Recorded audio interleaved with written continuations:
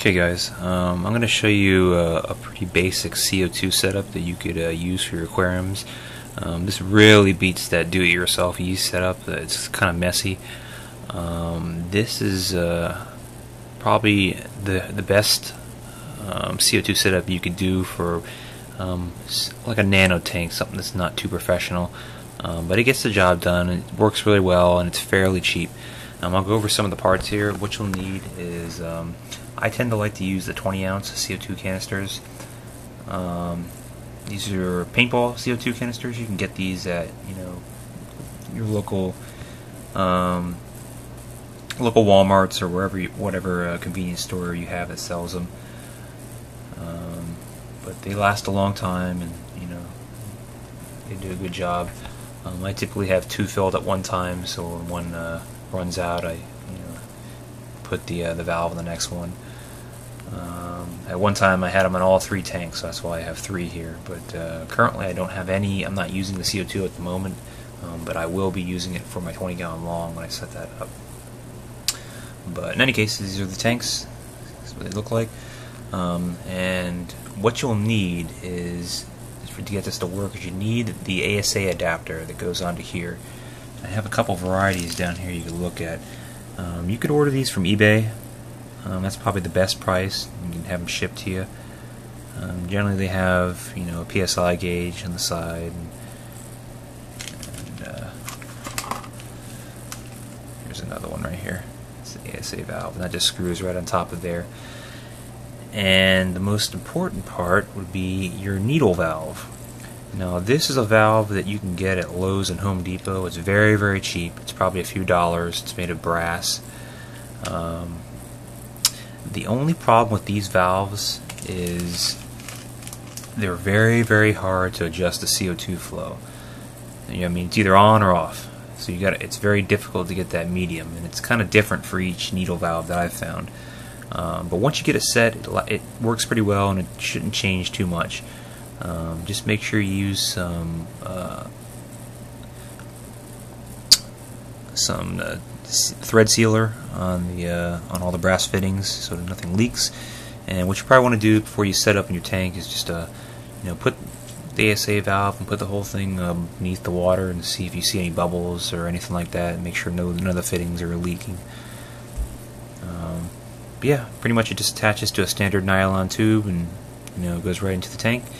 The next part of that, you always, on the nylon tubing, you want to have a check valve, and the reason for that is twofold. First, is to keep any water or debris from coming back into the valve and contaminating your CO2 tanks. Another more important feature is, in case you have an issue, and I've done this a few times, where you adjust the CO2 flow too high, and what happens is I actually did this one time. I accidentally slipped my fingers and the needle valve went too high, and it actually blew the diffuser apart inside the aquarium. It was pretty nerving. So these check valves also act as a breakaway point, because the hose will actually blow off here before it does any damage in the tank.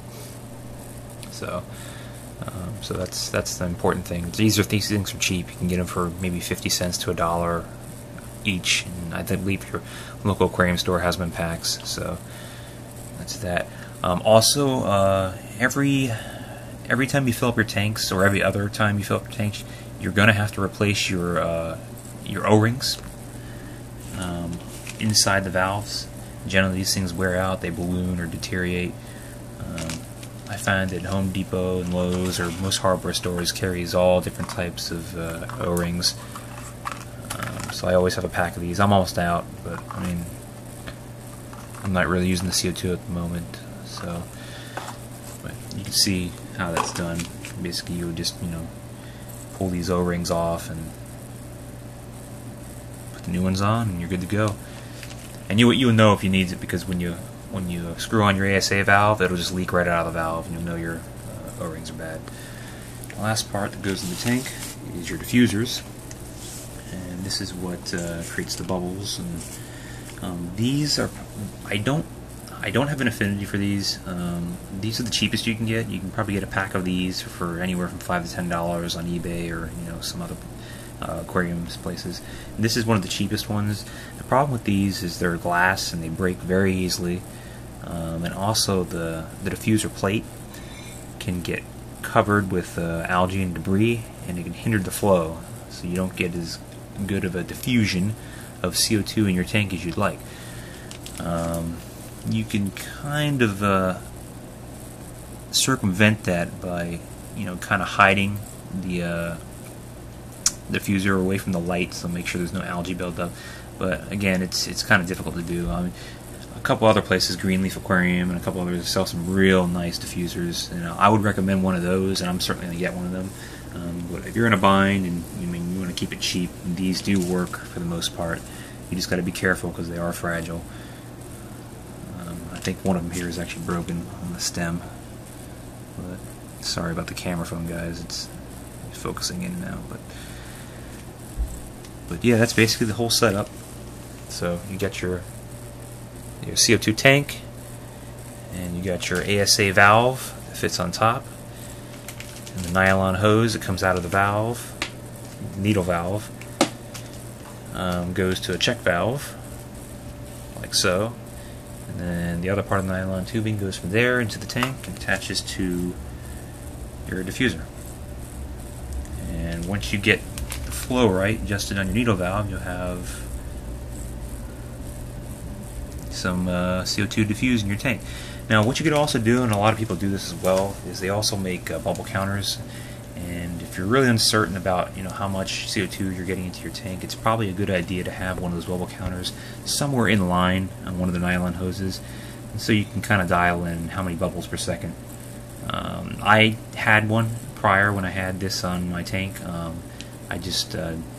I kind of threw it out because the O-rings deteriorated. And again, it was a cheap piece. So on the new 20-gallon long I'm going to set up, it's going to be I'll get some nicer hardware for that. But in general, this is a basic setup you could use for your aquariums, and it works pretty well. And this is pretty much all the parts you'll need for the setup. So if you have any questions or comments, please post below. And thanks for watching.